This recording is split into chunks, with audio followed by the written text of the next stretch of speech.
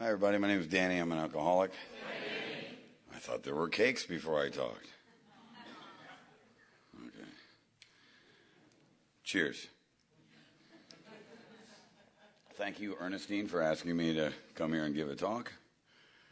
Thank you for leading the meeting. Thank you for being my hostess, Julie. And thank you to the two 10-minute speakers. It was really a kick watching a husband and wife, and very convenient to stand in one line to thank both of them, don't you think? I think that's great planning. Right now, you're in speaker poise. You're like, I wonder if I'm going to like this guy. I walk in, look at the chair where the speaker sits, and go, nah, don't like him. I don't like that shirt. What does he know about how I feel? What a great group. What a lovely, lovely place. It's a good thing they don't know about us and do background checks. They might not have let us have this place. Welcome to the people who chose to show courage and stand up in this room and say who you were. It's crazy when you're new, isn't it? Why are all these people so happy to be alcoholics? Really? And that question they keep asking you, how are you? I mean, I'd rather answer like, give me 20 states and I'll tell you the capital. But how am I? Dying of a hopeless state of mind and body. How are you?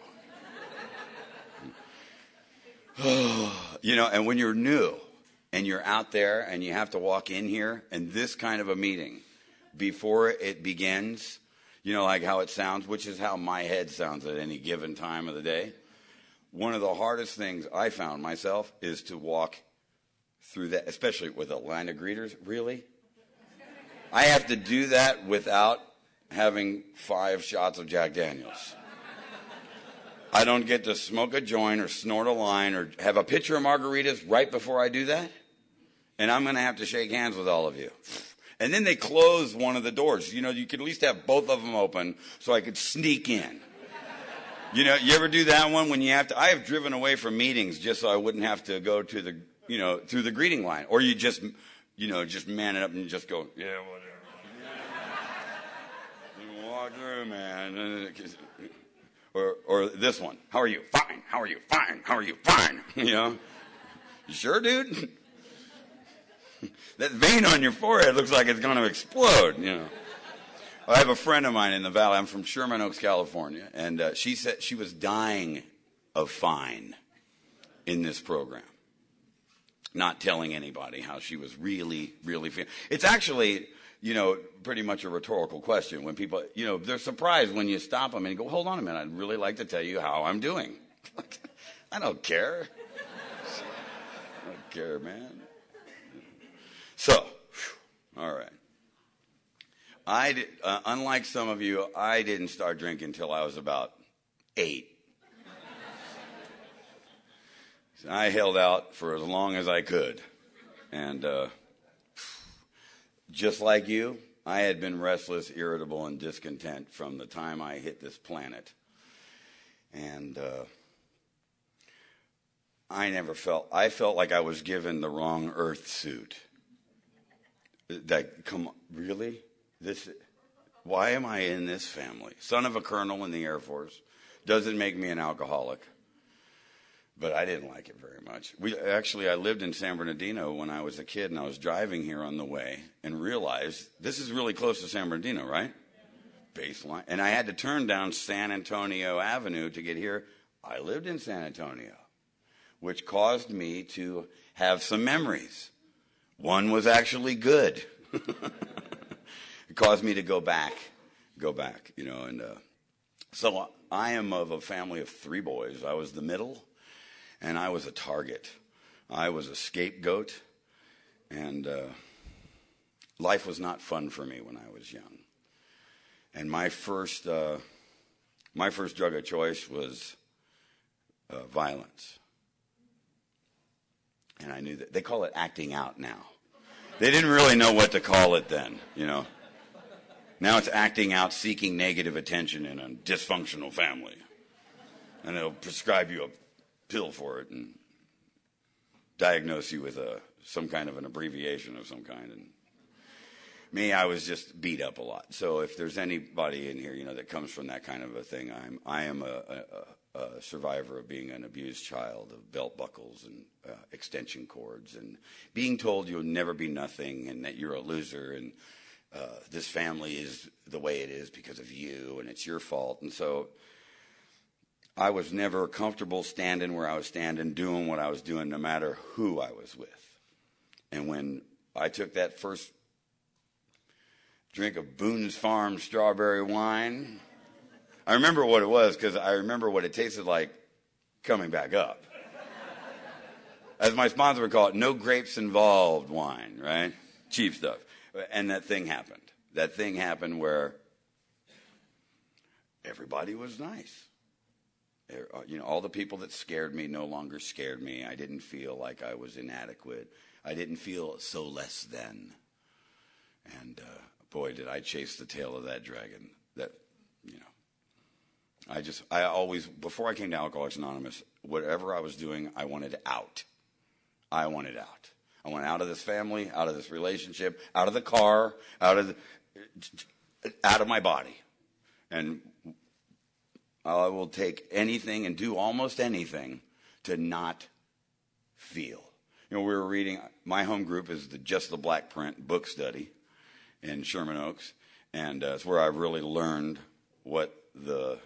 about the big book of Alcoholics Anonymous. And if you're new, our society is named after a book called Alcoholics Anonymous. And I found out that if I wasn't reading, studying, practicing, and learning and teaching that book, that I'm probably not in Alcoholics Anonymous. Maybe I'm just going to meetings, hanging around, And we were reading the Jaywalker story again in there, And it talks about the first few words in that sentence of the Jaywalker is absurd and incomprehensible, right? Absurd, lacking all reason. Remember those people that loved you and cared about you, if you were lucky enough to have a few towards the end, and the look on their face as you started to take a drink again? Are you really going to do that? You know where you're going to go. You know what's going to happen.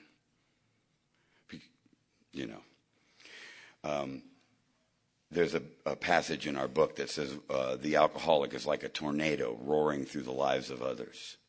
I'm paraphrasing. Relationships are destroyed and dreams are broken.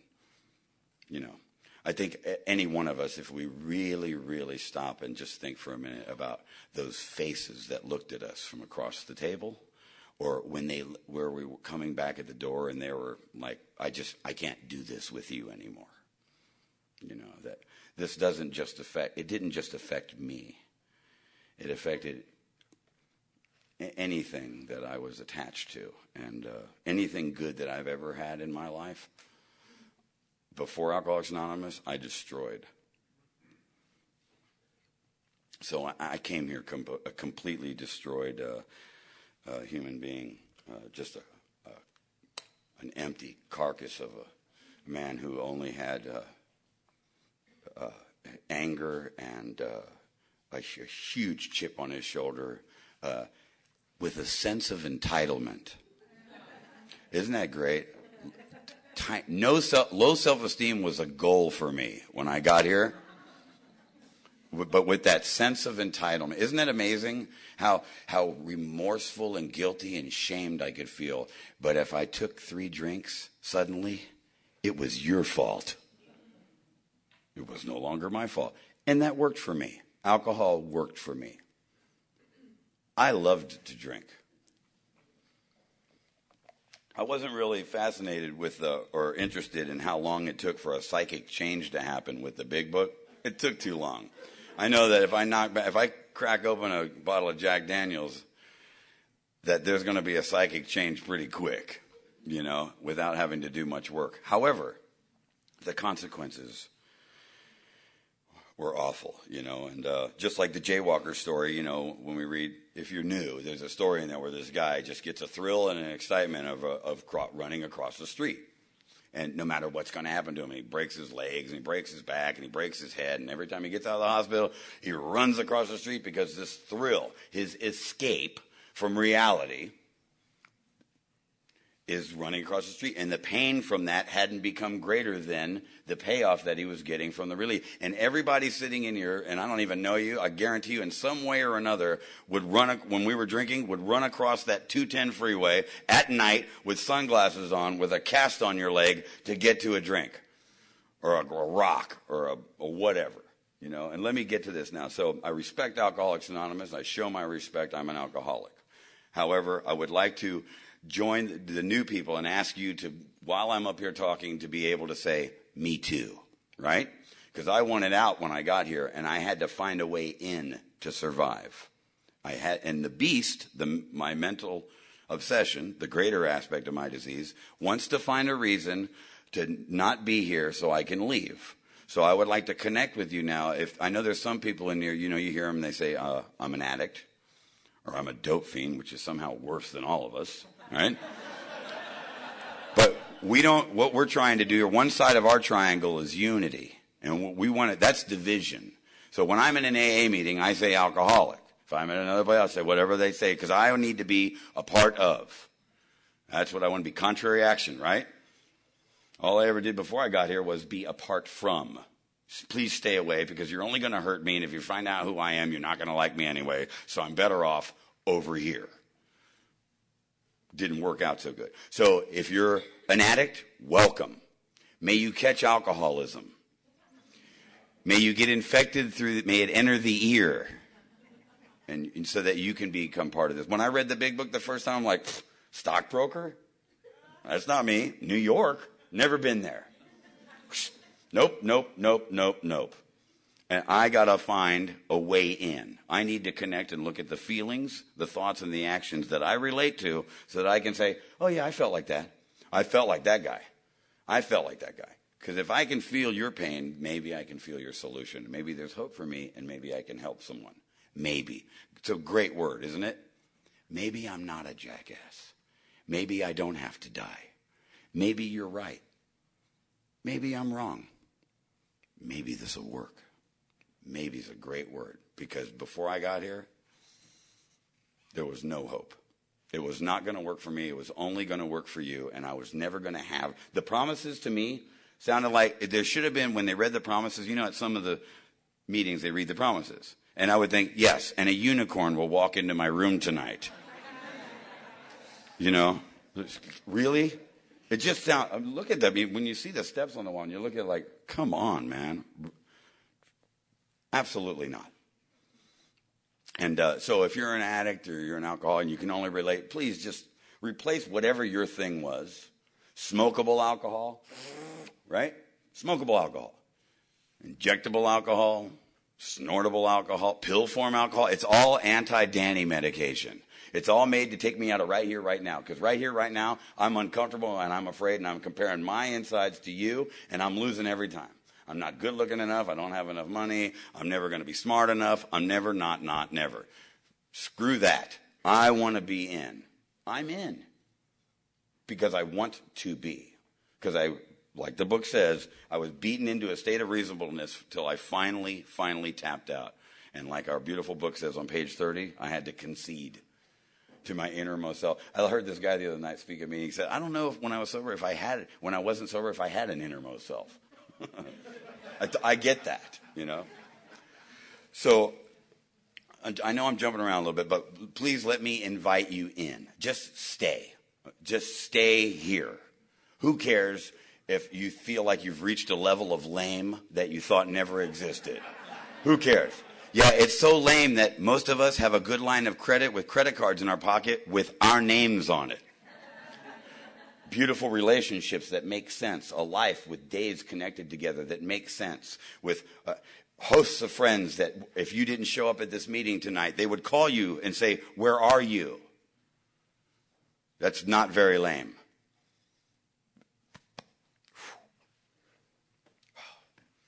How do you get from like living on the street wearing everything I owned with holes in my teeth to this? How did I get here? Right? So the first time I ever heard of AA, so everything happened to me. Everything possibly that can happen to somebody except die happened to me. Okay, so just know that. If you did it, I did it too. I'm glad you're here. We got all that out. I did it. First time so I was wearing everything I owned. I was sleeping in the streets, and I had no one. I'd burned everybody, had nowhere to go. Nothing. Zero. And I was in this thing called some of you new people have never heard of one of these. It was a phone booth. It's crazy. It's this thing on the side of the road that you had to go and put money in to call people. And I'm hiding in there. You know when you've been up all night and everybody's going to work and you're like, so I'm hiding in there. I had nowhere to be. I'm in Civic Center Park in San Francisco, and I am hiding in there, and I see this. Do you have a drinking problem? Duh. So I call this thing, and I had never even heard of AA. To me, an alcoholic was a guy that, like drank out of a paper bag and had all these wow, that's what I was. I wasn't with the mats in the hair yet, but I was working on it. And I called, and this woman answered the phone, and I could tell that she's like, So do you think you have a drinking problem? And I'm like, oh God, man. I couldn't even barely talk, like, I don't know if anybody relates to this, but I had spent like the last 6 years of my, at that point, just looking at my feet. I could not look you in the eye unless I was going to rip you off. Because if you're going to steal from somebody and manipulate them, you got to look at them in the eye because they might think you're trying to manipulate them. Right? But other than that, I would just be staring at my feet constantly. Just could not look at you. Because if I don't look at you, then you can't see me. Right? And she said, do you think you can make it? I was at Civic Center Park in San Francisco, and there was a meeting. She said, do you think you can make it to Goff and Sutter? Which is, if you don't know San Francisco, it's straight uphill. And if you're a practicing alcoholic and there's not a drink at the other end of that walk, it's a long, long walk. Because, I don't know about you, but I couldn't go shopping. I couldn't do anything without a drink. Everything took a drink. To do laundry, to do anything, took a drink. Because I'll just jump out of my skin and I'll just be nuts and, And I always needed that. So I'll go up in there and, and I walked in and there was this, how some people, it was so scary. First of all, I didn't know what I was expecting, but I knew that I wanted to be different. I knew what I had was nothing, and I was willing to at least check it out, And how some people at the meetings, like their job, they're huggers. They hug podiums. They hug everything. They don't care, right? And they'll stop. They'll see somebody brand new, scared out of their mind. Hold on a minute. They run across the room and they go, we're glad you're here, right? And this guy did that to me, and I go, dude, I'm like, I look like that stand the speaker's on, right? I'm like, don't ever hug me. You know what I mean? You know how like all the girls when they were on meth and coke, they think they look good because they're a size none? You know what I mean? Oh, look, every bone's sticking out of me. I look good. And that's what I look like, man. I was like yellow. I had like hepatitis A for like 8 months. Like my skin was the color of your shirt. And I was like, and the guy hugged me anyway. I said, don't do that, man. And the fact of the matter is, when I think about it, that I don't know how long it had been since I really had a hug, since anybody had touched me, other than like cops beating me up or something. You know what I mean? It's like and I didn't know how to deal with it. And then this woman walked over named Peg, and she was like this mom, and she gave me this hug, and she said, you don't have to do what you're doing to yourself anymore, and you never have to feel the way you're feeling. And I shattered like a piece of glass, and I couldn't hug her back. And I'd like to tell you that I stayed sober since then, but it took me about, I think, 3 years to get to stop drinking.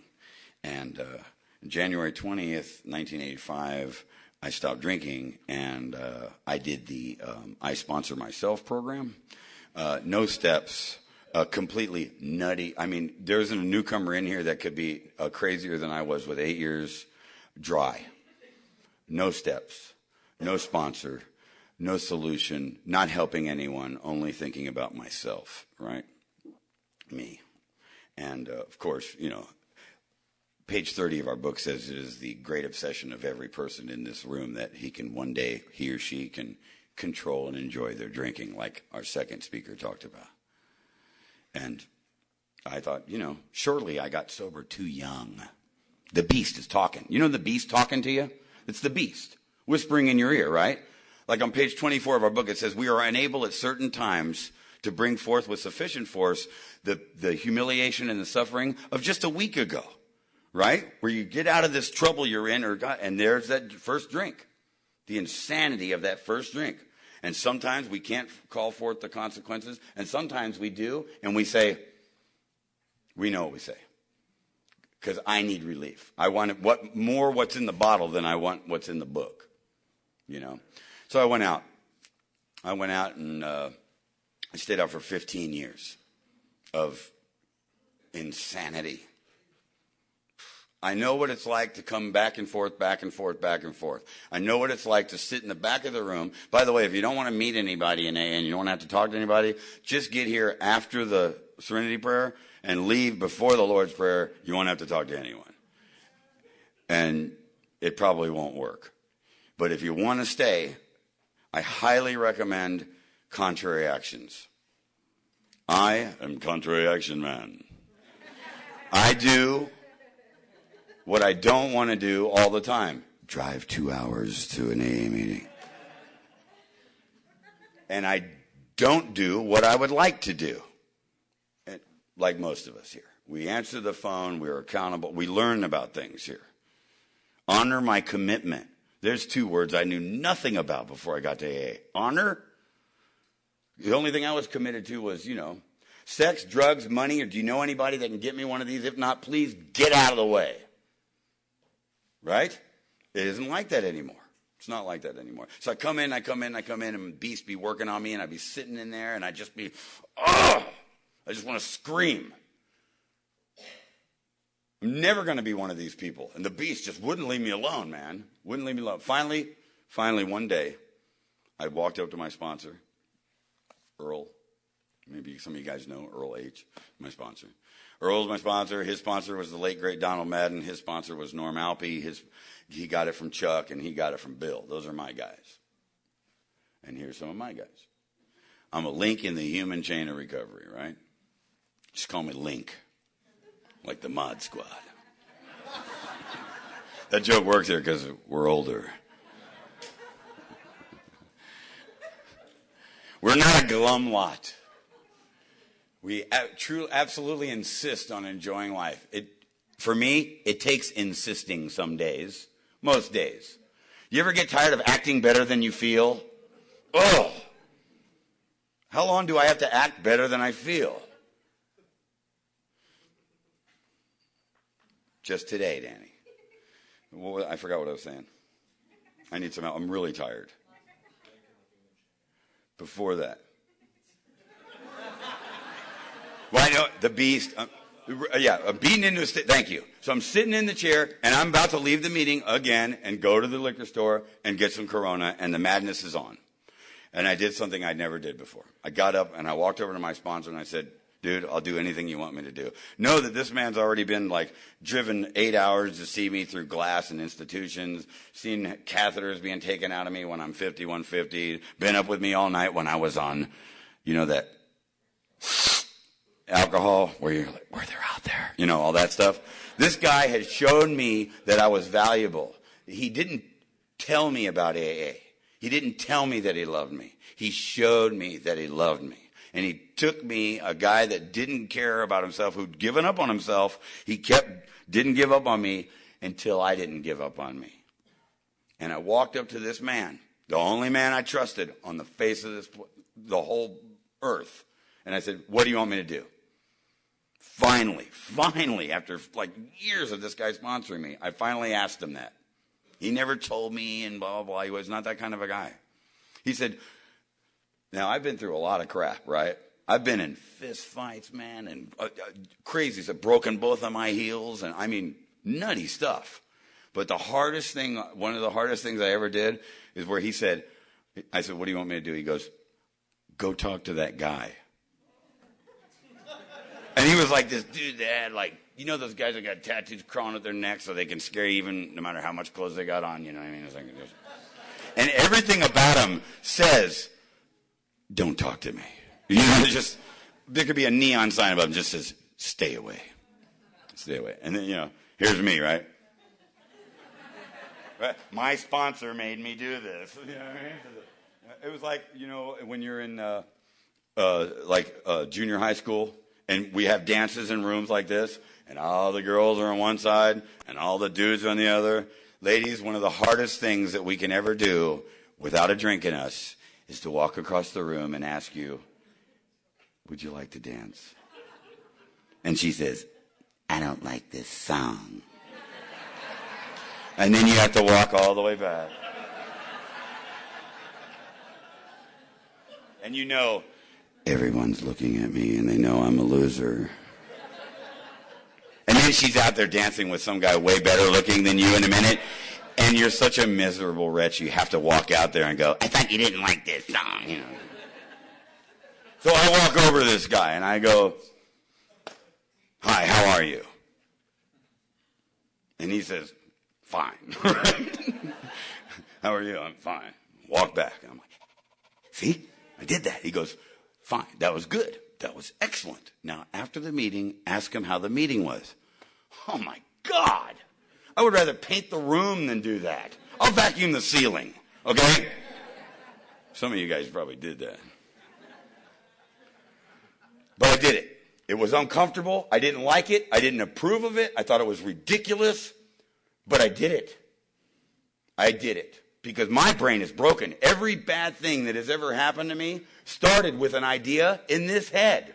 So now it's time to defer to somebody else's thinking. This is what a sponsor is for, new people. If you have a plan here, tell us about the plan. We would love to hear your plan. It would make a great book over there. Plans of the New Guy.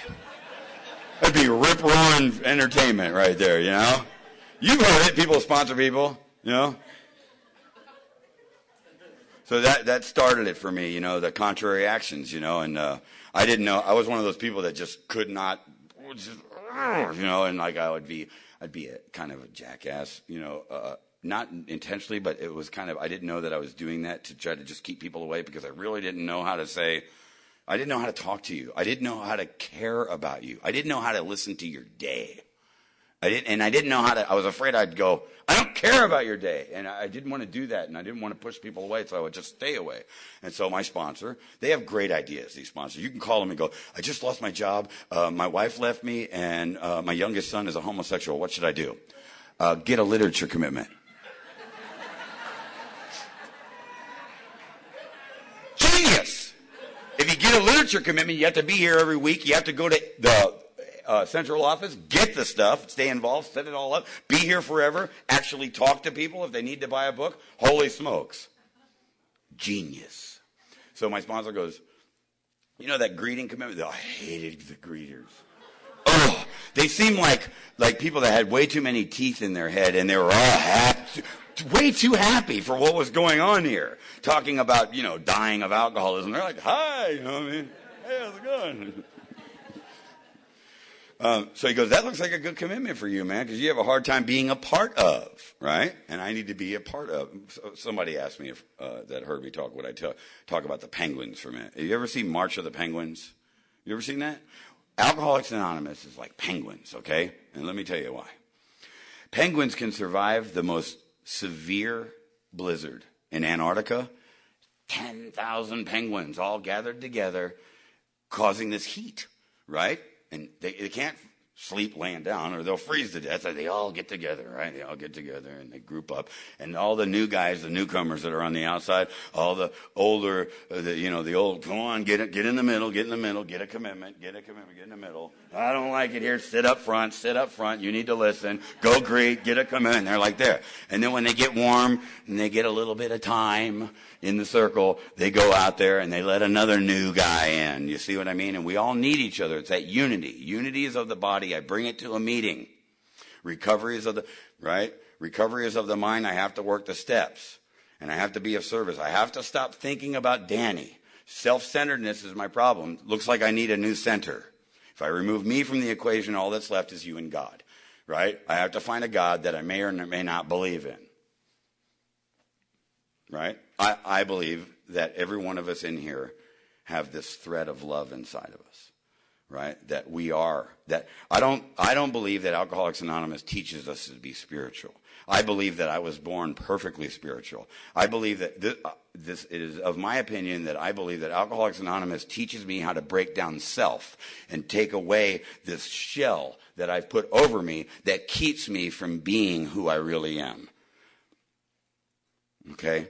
I believe that I'm a very loving, decent, wonderful person who is meant to love you and allow you to love me. And when that's not happening, there's fear involved somewhere, and it's coming from me or you. That's just what I like to believe. And it feels good, so that's what I believe. It wasn't easy getting to that. It was very, very hard. So I took this greeting commitment, right? I took this greeting commitment, and I stood there. I honored my commitment. I got there every half an hour early to be on time to a meeting. As far as my sponsor is concerned, half an hour early for everything. It's really good practice. You know, you will never get fired. They won't go, you know, Debbie, you've been early 6 times this week. We're going to have to let you go. Being early is good for everything. Show up, answer your phone call, be accountable, right? So I go and take this greeting commitment, and I hate it. And I'm acting better than I feel. Hi, how are you? I'm Danny. But I don't do that. You know how, like, when you go to participation meetings, and there's that one person that should not be called on, but the leaders doesn't know better, and they call him, and the whole room goes, ugh. I can tell by your laughter you know what I mean. I don't go, ugh, anymore. No matter what's going on up here, I show respect to this podium and to this program that saved my life. I respect you, not because you deserve respect, because I am respectful. That's why I do it. So I take this commitment and I do it, right? And I'm going to regular meetings regularly, my home group at the time, the good old AA meeting of Alcoholics Anonymous, right? Where the people are like, just like you, got real happy and cheerful, and I don't feel, but I want to be in, man. I don't want to leave. I know what's going to happen. I got to do this. And about 7-8 months into my sobriety, I'll be 5 years sober in February. About 7-8 months into this sobriety, I swiped my card at an ATM, and it said, please contact Financial Center. That is not good. That doesn't mean you have too much money. It means we're going to help you work the 9th step and take this money back that you have not given us. And so I call my sponsor, crazy. Oh, my God, how am I going to pay my rent? Oh, my God, oh, God, what am I going to do? And he says, go back to your greeting commitment. Dude, did you hear me? I have a serious problem, man. It's my problem, so it's the worst problem in the world. Right? Drama, you know. But I go and I do what he says anyway, because I took that thing like the book says, where I had to take an attitude of, okay, I'll do it. I'll do it. I owe it to this man. He doesn't know I'm here right now. I honor that man every day, and he'll never find out about it, because that's what I owe him, because he didn't give up on me, see? So I go back to that meeting, right? And I keep doing this thing, and I'm not feeling it, and I keep doing it anyway. And one day he calls me up, and I'm starting to feel a little trickle, a little something. You know, somebody says something in the meeting, a little hair stands up on the back of my neck, and I'm like, ooh, hey. And I'm starting to feel that maybe it'll work. I think I can do this.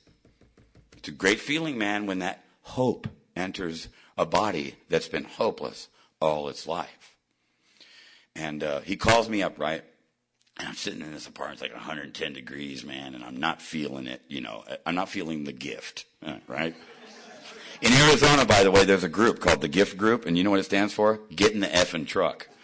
Can you believe that? Is that cool or what? They go, you want the gift, kid? Get in the effing truck. So my sponsor called me up, and he goes, meet me at the corner of Reseda and Ventura.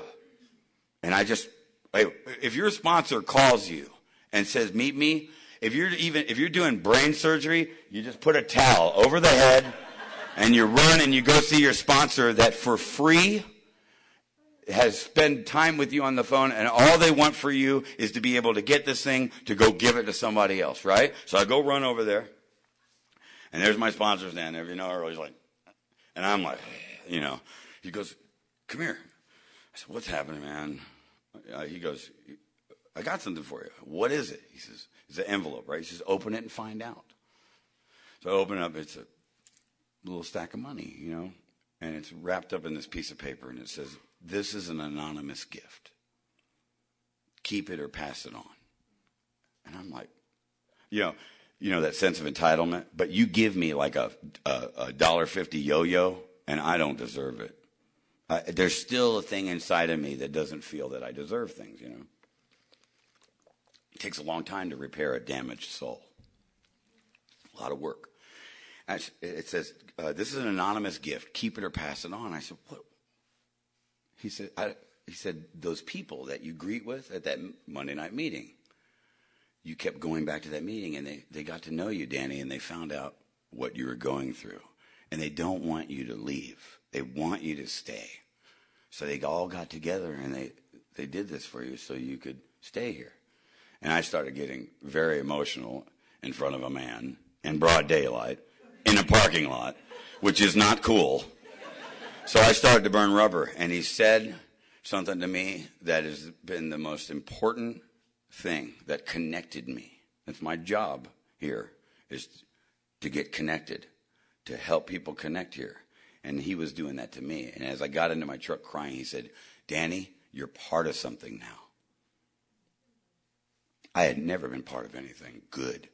And I cried all the way home. In my truck, I mean, boo-hoo crying, and people were looking at me like, and I'm like, I'm part of something. And I held that piece of paper when I got home, and it meant so much to me. That piece of paper meant so much. I put it up on my mirror, man. I looked at it every day, and it was that air that I needed under me, man, to push me. It propelled me, and it kept me coming to these little commitments. I chipped away, and I tried, and I still think maybe I can do this. And what I hope for you is that you, if you're new, that you at least just give it a chance, because like it says on page 14, anything's better than the way we used to be. Thank you so much for having me.